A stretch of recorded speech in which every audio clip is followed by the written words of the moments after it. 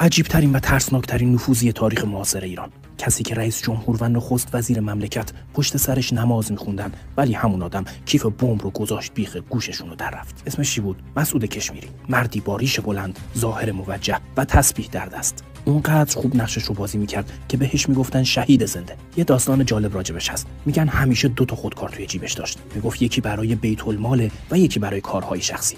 اما پشت این چهره خطرناکترین مهره سازمان منافقین پنهان شده بود. زمان یک شنبه 8 شهریور 1360 ساعت 3 بعد از ظهر جلسه شورای امنیت کشور شروع میشه و مسعود کشمیری به عنوان دبیر جلسه کنار دست رئیس جمهور رجایی و نخست وزیر باهنر میشینه. یک ضبط صوت بزرگ هم میذاره روی میز و جلوی صورتشون.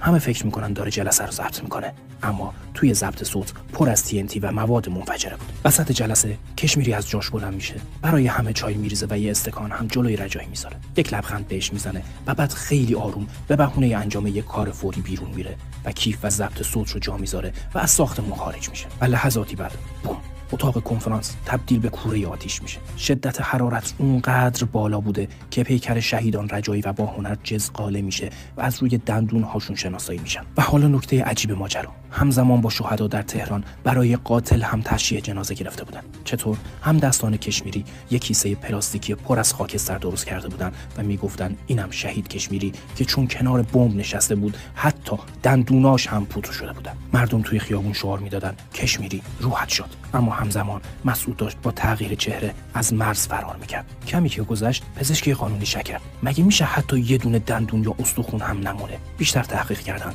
و ماجرا لو رفت، ولی دیر شده بود. کشمیری رفته بود عراق و سالها توی پادگان اشرف به عنوان بازجو مشغول به فعالیت بود. سرنوشتش چی شد؟ گزارش هایی هست که میگن سالها بعد توی آلمان و شهر کلن دیده شده، ولی هیچکس از سرنوشت واقعیش خبر نداره و شاید همین الان هم زنده است و داره این پست رو میبینه.